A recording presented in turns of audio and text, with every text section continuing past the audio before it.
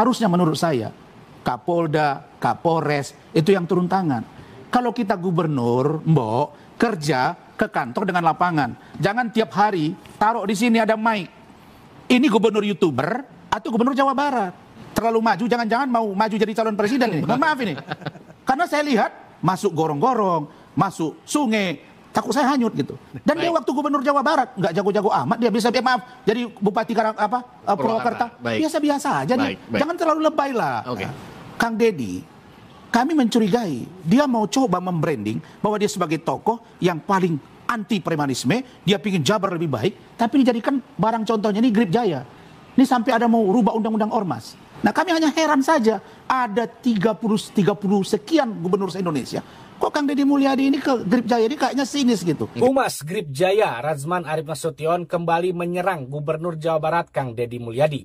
Radzman Arif Nasution mengatakan jika Kang Deddy Mulyadi seharusnya menjalankan tugas-tugasnya sebagai gubernur, bukan malah sibuk membuat konten-konten sebagai YouTuber.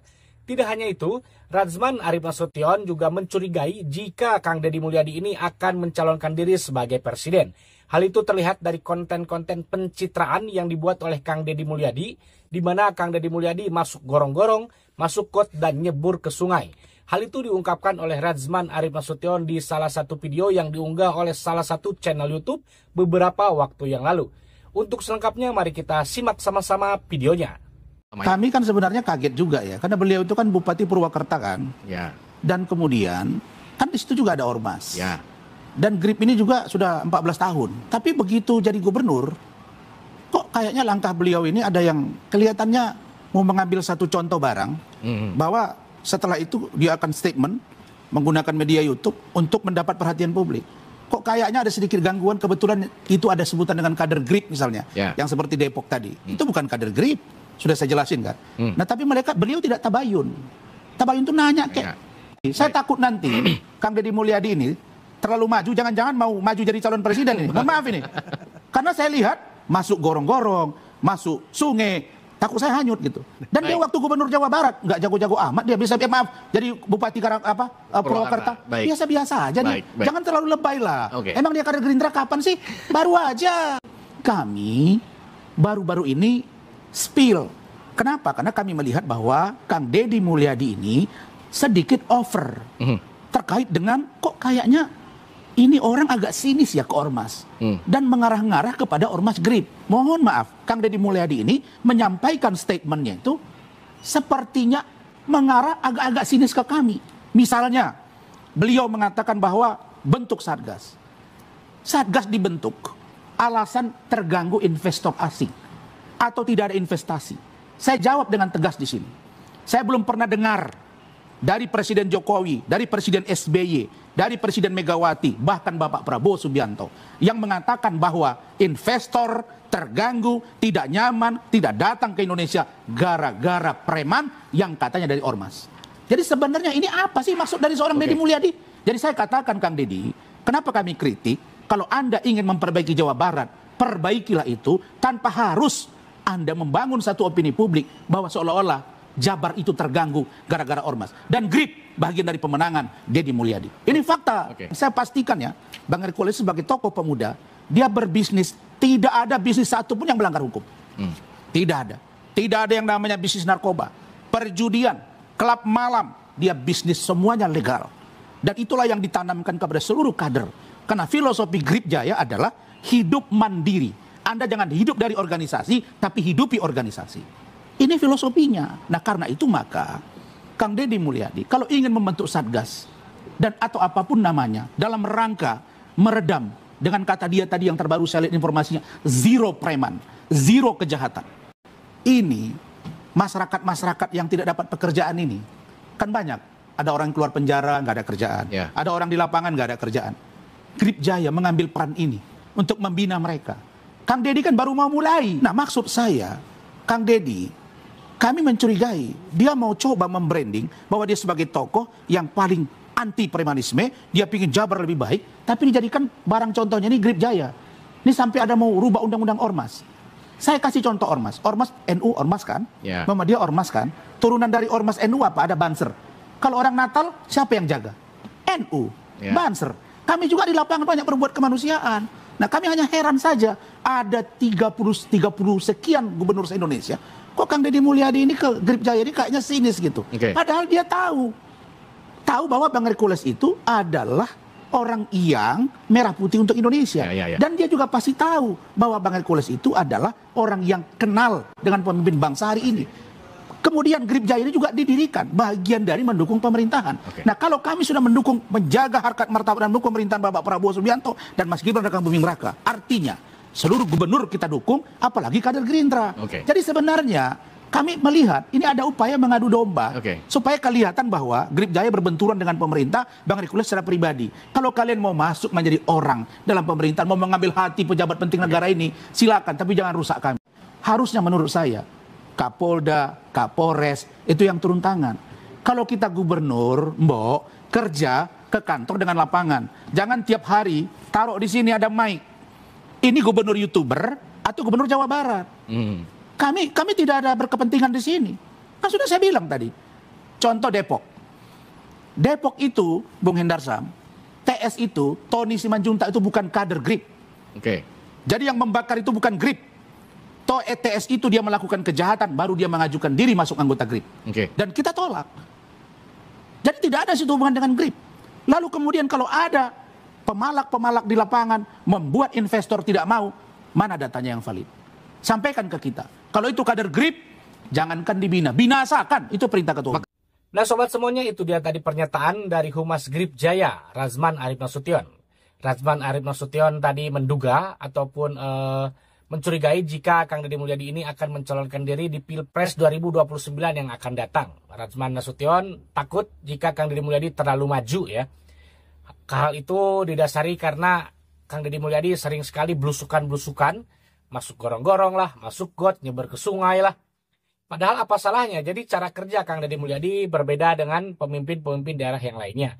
Jika pemimpin daerah yang lainnya bekerjanya cukup di kantor, cukup dengan rapat-rapat, Kang Deddy Mulyadi berbeda. Kang Deddy Mulyadi cara kerjanya yaitu langsung bertemu dengan warga, langsung bertemu dengan masyarakat. Ini tentu saja hal yang baik ya, karena jarang sekali saat ini pemimpin-pemimpin ataupun kepala daerah yang langsung bertemu dengan warga rakyatnya. Walaupun kata Razman, Kang Deddy Mulyadi ini terlalu sibuk ngonten menjadi YouTuber, sedangkan tugas-tugas gubernurnya seolah-olah dilupakan. Nah, ini tentu saja menjadi konten kreator dan juga membuat konten, mempunyai kanal media sosial itu tidak dilarang dalam undang-undang dan memang tidak ada larangannya. Pejabat maupun kepala daerah nggak boleh membuat konten, nggak boleh mempunyai media sosial, itu tidak ada larangannya. Itu hak semua warga, semua rakyat Indonesia. Nah, Kang Deddy Mulyadi kan membuat konten tidak mengganggu pekerjaan maupun tugas-tugasnya sebagai gubernur. Mau dibilang gubernur konten kek, mau dibilang gubernur YouTuber kek, selama kebijakan-kebijakan Kang Deddy Mulyadi tepat sasaran dan dilaksanakan dengan baik, itu baik-baik saja, itu sah-sah saja ya. Karena banyak juga gubernur ataupun kepala daerah yang tidak membuat konten tetapi kebijakannya hanya omong-omong doang ya. Tetapi Kang Deddy Mulyadi langsung eksekusi. Nah, tentu saja polemik antara Ormas dan juga Gubernur Jawa Barat Kang Deddy Mulyadi ini panjang sekali ya. Tidak kunjung usai, bahkan melebar kemana-mana, bahkan semakin panas. Nah, hal itu terjadi karena Ormas Grip ini tidak tidak sejalan dengan Gubernur Jawa Barat Kang Deddy Mulyadi, di mana Gubernur Jawa Barat ini membentuk Satgas Anti Premanisme. Nah, itulah kebijakan itulah yang dikritik oleh Ormas Grip Jaya ini, yang dipermasalahkan. Padahal dari namanya saja kan Satgas Anti Preman, bukan Satgas Anti Ormas. Itu tentu saja hal yang berbeda. Kalau memang di ormas-ormasnya itu isinya preman semua, ya mungkin pasti tersinggung. Tetapi kan kita bisa melihat juga di Jawa Barat ini bukan hanya Ormas Grip ya. Banyak ada Ormas Pemuda Pancasila, ada Ormas GMBI, ada Ormas LMPI, dan masih banyak lagi. Tetapi mereka diam-diam saja. Tetapi mereka tidak banyak protes, tidak banyak kritik. Mereka mengikuti aturan yang diberlakukan oleh Gubernur Jawa Barat ini. Hanya Ormas Grip saja yang mengkritik pembentukan Satgas Anti Premanisme ini. Ya mungkin mereka merasa kali anggota ormasnya ini diisi oleh kelompok preman ya. Mungkin ya. Ya Kang Deddy Mulyadi hanya membentuk Satgas Anti Preman. Kalau memang ormasnya namanya tidak mau jelek, namanya tidak mau tercoreng di mata masyarakat, seharusnya dibenahi dulu organisasinya itu ya. Misalnya calon penerimaan anggota itu jangan asal-asal terima gitu kan, minimal diberi pelatihan dulu, diberi pemahaman dulu supaya nanti ketika menjadi anggota ormas itu mereka tidak serta-merta mentang-mentang anggota ormas mereka bisa berbuat sesukanya terhadap masyarakat. Nah, karena banyaknya kejadian ya, di mana akhir-akhir ini kan para sopir truk, para perusahaan-perusahaan, para PT-PT gitu kan, yang menjadi korban pemalakan dari oknum-oknum ormas ini, sehingga membuat Kang Deddy Mulyadi membentuk Satgas Anti Premanisme. Nah, kemudian Radzman juga tadi mengatakan dari zaman Jokowi, SBY, Megawati, dan sekarang Pak Prabowo, tidak ada tuh katanya perusahaan-perusahaan ataupun PT-PT yang tidak mau investasi akibat ulah-ulah ormas, oknum-oknum ormas itu. Ya pihak perusahaan tidak melapor karena bisa saja ada ancaman dari pihak-pihak ormas, oknum-oknum ormas tertentu. Ya, jika melapor mungkin ada ancaman ini, ancaman itu kan. Karena banyak juga PT ataupun perusahaan yang tidak memberikan uang keamanan, tidak memberikan THR misalnya, langsung perusahaannya disegel. Ini kebanyakan di Bekasi ya. Nah, yang saya herankan juga, ormas-ormas ini meminta uang keamanan. Padahal kondisi perusahaannya, kondisi wilayahnya itu sebenarnya sudah aman. Datanglah oknum-oknum ormas menjadi tidak aman karena meminta uang keamanan. Nah, ini aneh juga ini kan. Dan juga dari sebagian netizen, bukan sebagian, semua netizen, masyarakat maupun warga khususnya Jawa Barat mempertanyakan, ormas itu apa sih tujuannya dibentuk? Ormas itu tujuannya itu loh, tujuan benar-benar ya mungkin ADART-nya, peraturan ormasnya itu sendiri mungkin baik ya. Tetapi ya itu tadi, oknum-oknum ormas ini yang memang membuat nama ormas itu sendiri jadi jelek, jadi tercoreng. Makanya harus dibenahi dulu penerimaan anggotanya, jangan asal sembarangan ya, harus melalui pelatihan, pendidikan, dan juga pengarahan supaya tidak membuat malu nama ormas itu sendiri. Berbeda tentu saja dengan ormas-ormas Islam, karena tadi Bang Radzman menyebut ormas Islam seperti NU, Muhammadiyah, dan juga Banser ya. Nah, itu berbeda. Ormas Islam dengan ormas nasionalis tentu saja berbeda. Jika ormas Islam, kebanyakan mereka ini masalah keagamaan ya, seperti menjaga gereja ataupun menjaga ulama-ulama ya. Nah, kenapa ormas-ormas Islam tidak distigma sebagai preman oleh rakyat? Karena tidak ada oknum-oknum ormas Islam yang berbuat sesuka hati, berbuat seenaknya. Tidak ada pemalakan, tidak ada ini, tidak ada ini. Karena mungkin ya, seleksi penerimaan anggotanya dia ketat. Sehingga anggota-anggotanya pun bisa menjaga diri, bisa menyesuaikan diri, ya, berbeda dengan ormas-ormas yang lainnya. Nah, teman-teman, bagaimana nih ya menurut teman-teman semua ya mengenai pernyataan dari Radzman Arif Nasution ini? Jika punya pendapat silahkan tulis di kolom komentar. Terima kasih sudah menonton video ini, jangan lupa subscribe dan sampai jumpa lagi di video selanjutnya.